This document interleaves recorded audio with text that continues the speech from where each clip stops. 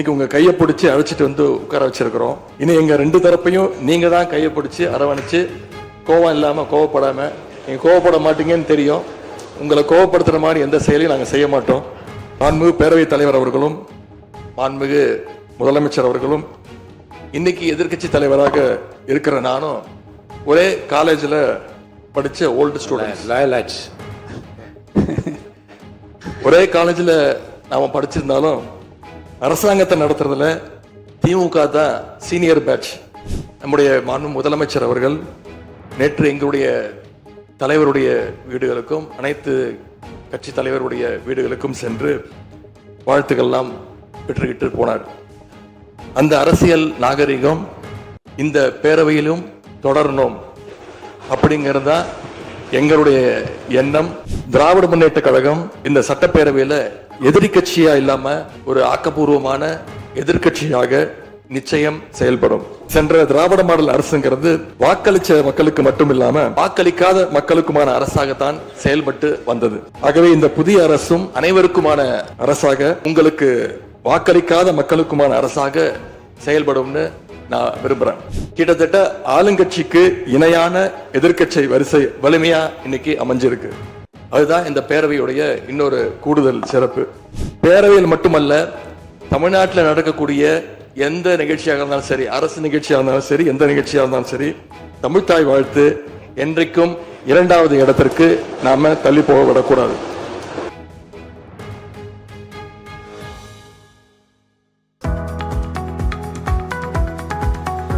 CALS Renewable Energy. Believe in better.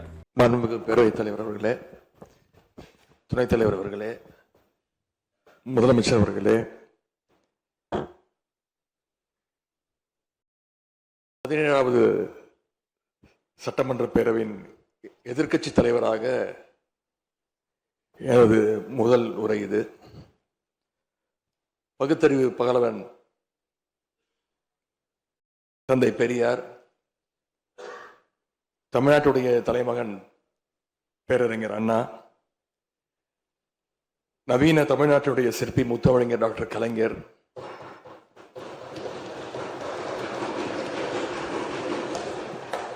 இந்தியாவுக்கே வழிகாட்டிய திராவிட model ஆட்சியை தந்த திராவிட முன்னேற்ற கழகத்துடைய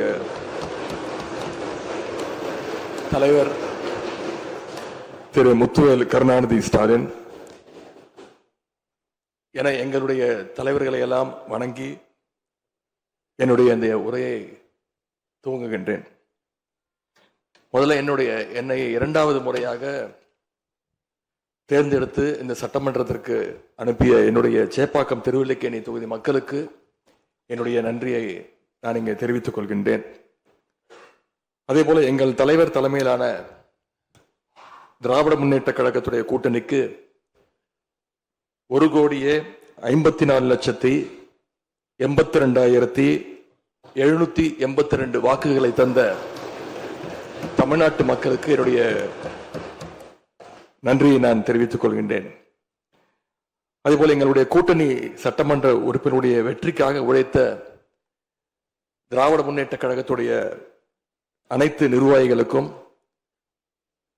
முத்தமிழறிஞர் டாக்டர் கலைஞருடைய உயிரினும் மேலான அன்பு உடன்பிறப்புகளுக்கும், தோழமை இயக்க தலைவர்களுக்கும் தொண்டர்களுக்கும் என்னுடைய நன்றியை நான் தெரிவிச்சுக்கிறேன். இந்த அவையில என் கூட நின்று எனக்கு வழிகாட்டக்கூடிய எதிர்க்கட்சி துணைத் தலைவர் அண்ணன் திரு KN நேரு அவர்களுக்கும், எங்களுடைய கொறடா அண்ணன் வேலு அவர்களுக்கும், துணை கொறடா அண்ணன் திரு கோவி செழியன், செயலாளர் அண்ணன் திரு தங்கம் தென்னரசு, பொருளாளர் அண்ணன் திரு MRK பன்னீர்செல்வம் ஆகியோருக்கும், கழக சட்டமன்ற உறுப்பினர்களுக்கும் என்னுடைய நன்றியை நான் தெரிவிச்சுக்கிறேன். சட்டமன்றத்தில் நேற்று நாம அத்தனை பேரும் பதவி பிரமாணம் செஞ்சுக்கிட்டோம். அதன் பின்பு இன்னைக்கு முதல் நடவடிக்கையா பேரவைத் தலைவரை இன்றைக்கு தேர்ந்தெடுத்திருக்கிறோம். வரலாற்று சிறப்புமிக்க இந்த சட்டப்பேரவையில மாண்புமிகு பேரவைத் தலைவராக தேர்ந்தெடுக்கப்பட்டிருக்கக்கூடிய உங்களுக்கும், துணைத் தலைவராக தேர்வு செய்யப்பட்டிருக்கக்கூடிய திரு ரவிசங்கர் அவர்களுக்கும், எங்களுடைய தலைவர் சார்பாகவும் கழக சட்டமன்ற உறுப்பினர்கள் சார்பாகவும் மீண்டும் என்னுடைய வாழ்த்துக்களை நான் தெரிவிச்சுக்கிறேன். மாண்புமிகு பேரவைத் தலைவர் அவர்களே, இங்கே ஏற்கனவே எல்லாரும் குறிப்பிட்டது போல நானும் கேள்விப்பட்டிருக்கேன். நீங்க எப்பொழுதுமே சிரித்த முகத்துக்கு சொந்தக்காரர்னு கேள்விப்பட்டிருக்கிறேன். அது மட்டும் இல்லை, எல்லோருடையும் மிகுந்த அன்போடு பழகக்கூடியவர் அப்படின்னு பலர் சொல்லி நான் கேள்விப்பட்டிருக்கிறேன். இதே சட்டப்பேரவையில் 1980ஆம் ஆண்டு தேர்தலையும் 2011 சட்டமன்ற தேர்தலையும் நீங்க வெற்றி பெற்று ஒரு சிறந்த சட்டமன்ற உறுப்பினராக நீங்க பணியாற்றி இருக்கிறீங்க. எனவே பேரவையுடைய மரபுகளும் விதிகளும் உங்களுக்கு புதுசு கிடையாது. நீங்க தேர்ந்தெடுக்கப்பட்ட இப்பொழுது சேர்த்து 3 முறையும் ஆளுங்கட்சி உறுப்பினரா சட்டமன்றத்துக்குள்ள நீங்க வந்திருக்கிறீங்க. இந்த முறை எதிர்க்கட்சிகளையும் அரவணைச்சு செயல்படுகின்ற ஒரு பேரவைத் தலைவரா நீங்க பொறுப்பேற்றிருக்கிறீங்க. அந்த பொறுப்புல ரொம்ப சிறப்பா நடுநிலைமையோடு செயல்படுவீங்க அப்படிங்கிறது தான் எங்க அத்தனை பேருடைய எதிர்பார்ப்பு.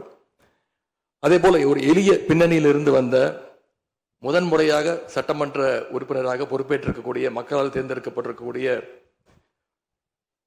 திரு மாண்புமிகு ரவிக்குமார் அவர்கள் பேரவையினுடைய துணைத் தலைவராக உங்களுக்கு உறுதுணையாக இருந்து இந்த அவையை வழிநடத்துவார் அப்படின்னு நாங்கள் அத்தனை பேரும் நம்புறோம். மாண்புமிகு பேரவைத் தலைவர் அவர்களே, நம்முடைய மாண்புமிகு முதலமைச்சர் அவர்கள் நேற்று எங்களுடைய தலைவருடைய வீடுகளுக்கும் அனைத்து கட்சி தலைவருடைய வீடுகளுக்கும் சென்று வாழ்த்துக்கள்லாம் பெற்றுக்கிட்டு போனார். அந்த அரசியல் நாகரிகம் இந்த பேரவையிலும் தொடரணும் அப்படிங்கிறதா எங்களுடைய எண்ணம், எதிர்பார்ப்பு. ஏற்கனவே நான் சொல்லியிருந்தாலும் மறுபடியும் சொல்ல விரும்புகிறேன். திராவிட முன்னேற்ற கழகம் இந்த சட்டப்பேரவையில் எதிரி கட்சியா இல்லாம ஒரு ஆக்கப்பூர்வமான எதிர்கட்சியாக நிச்சயம் செயல்படும். எங்க தலைவர் அவர்கள் சொன்ன மாதிரி திராவிட முன்னேற்ற கழகம் என்னைக்குமே ஒரு ஆக்க சக்தி தான். மாண்புமிகு பேரவைத் தலைவர்களே, இந்த பேரவைக்குன்னு ஒரு மிகப்பெரிய வரலாறு இருக்கு. இன்னைக்கு இந்தியாவில் பண்பாட்டு ரீதியாகவும் பொருளாதார ரீதியாகவும் தமிழ்நாடு சிறப்பா முன்னேறி இருக்கு அப்படின்னா இந்த பேரவையில் நடந்த விவாதங்கள், எடுக்கப்பட்ட முடிவுகள், இயற்றப்பட்ட சட்டங்கள், நிறைவேற்றப்பட்ட தீர்மானங்கள் இதெல்லாம் தான் ஒரு காரணம்.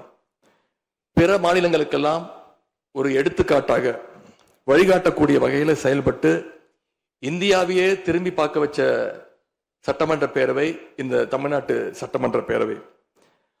அப்படிப்பட்ட இந்த பேரவையில் ஆரோக்கியமான ஆக்கப்பூர்வமான விவாதங்களுக்கு இடம் கொடுத்து ஜனநாயக மாண்புகளுக்கு முக்கியத்துவம் கொடுத்து பேரவைத் தலைவர் அவர்கள் என்றைக்கும் நடுநிலைமையோடு செயல்பட வேண்டும் என்று நாங்கள் அனைவரும் விரும்புகின்றோம். நாம் எங்க ஆளுங்கட்சி எதிர்கட்சி அப்படின்னு எதிர் வரிசையில் உட்கார்ந்து இருந்தாலும் தமிழ்நாட்டுடைய வளர்ச்சின்னு வரும்போது நாம் அனைவரும் ஒரே வரிசையில முன் வரிசையில் நின்று உழைக்கணும்னு நான் விரும்புகிறேன். அதைத்தான் தமிழ்நாட்டு மக்களும் எதிர்பார்த்துக்கிட்டு இருக்கிறாங்க, விரும்புறாங்க. திராவிட முன்னேற்ற கழகமும் அதைத்தான் விரும்புது. எங்களுடைய தலைவர் அவர்கள் கடந்த 5 ஆண்டுகள்ல அடிக்கடி சொல்ற ஒரு வார்த்தை, இது எனது அரசு அல்ல நமது அரசு என்று எங்களுடைய தலைவர் அவர்கள் அடிக்கடி சொல்வார். அதை நிரூபிச்சும் காட்டியிருக்கிறார். சென்ற திராவிட மாடல் அரசுங்கிறது வாக்களிச்ச மக்களுக்கு மட்டும் இல்லாம வாக்களிக்காத மக்களுக்குமான அரசாகத்தான் செயல்பட்டு வந்தது. ஆகவே இந்த புதிய அரசும் அனைவருக்குமான அரசாக உங்களுக்கு வாக்களிக்காத மக்களுக்குமான அரசாக செயல்படும்னு நான் விரும்புறேன். இந்த நேரத்தில் இன்னொரு விஷயத்தையும் இங்க நினைவுபடுத்த விரும்புறேன். மாண்புமிகு பேரவைத் தலைவர் அவர்களும் மாண்புமிகு முதலமைச்சர் அவர்களும் இன்னைக்கு எதிர்க்கட்சி தலைவராக இருக்கிற நானும் ஒரே காலேஜில் படிச்ச ஓல்டு ஸ்டூடெண்ட். ஒரே காலேஜில் நாம படிச்சிருந்தாலும் அரசாங்கத்தை நடத்துறதுல திமுக தான் சீனியர் பேட்ச். அது உங்களுக்கு தெரியும். 1967 ஆட்சிக்கு வந்தது திமுக தான். நாங்க தான் சீனியர்ஸ்.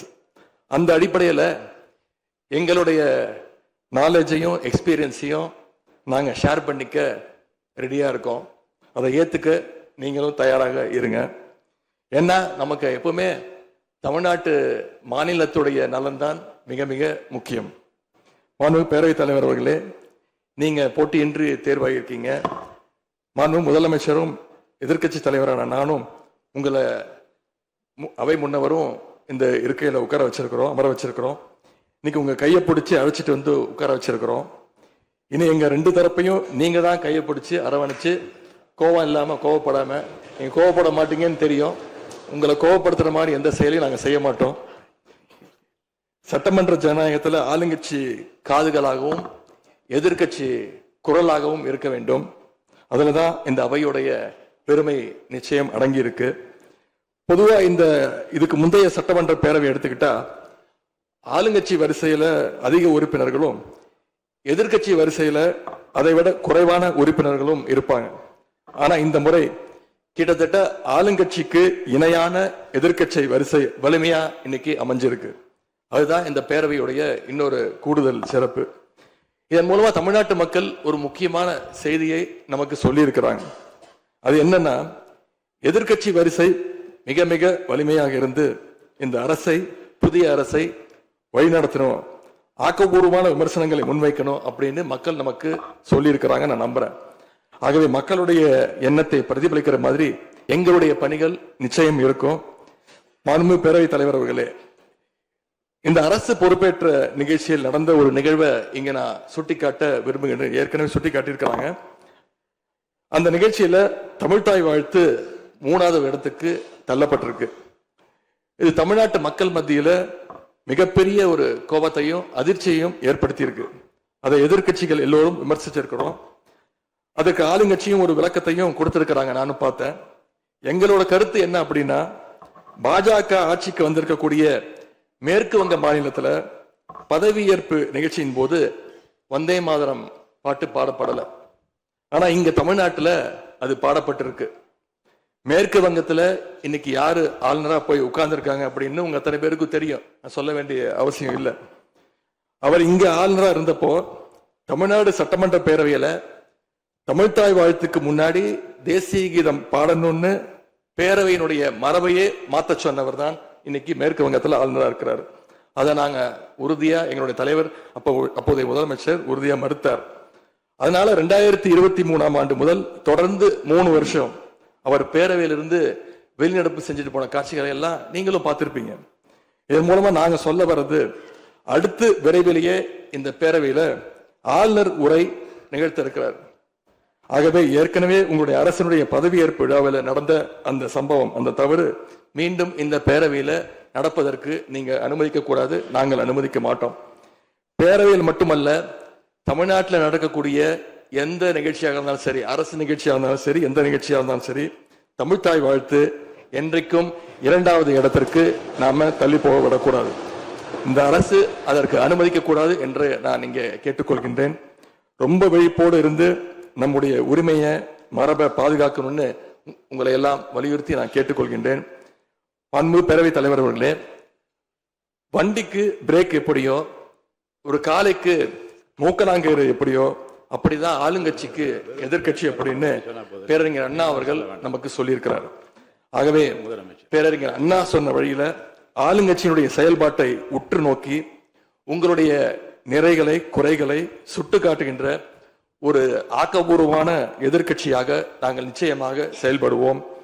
இந்த அவைக்கு புதியவங்க, ஃபர்ஸ்ட் டைம் எம்எல்ஏஸ் நிறைய பேர் வந்திருக்கிறீங்க, அதுல மிகுந்த மகிழ்ச்சி. அதே போல ரொம்ப வருடங்களுக்கு பிறகு நிறைய பெண் சட்டமன்ற உறுப்பினர்கள் இங்க இடம்பெற்றிருக்கிறீங்க, அதுல எங்களுக்கு கூடுதல் மகிழ்ச்சி. அத்தனை பேருக்கும் மீண்டும் என்னுடைய வாழ்த்துக்கள். தமிழ்நாட்டுடைய உரிமைகளுக்காகவும் வளர்ச்சிக்காகவும் நாம எல்லாரும் சேர்ந்து ஒன்னா பயணிப்போம்.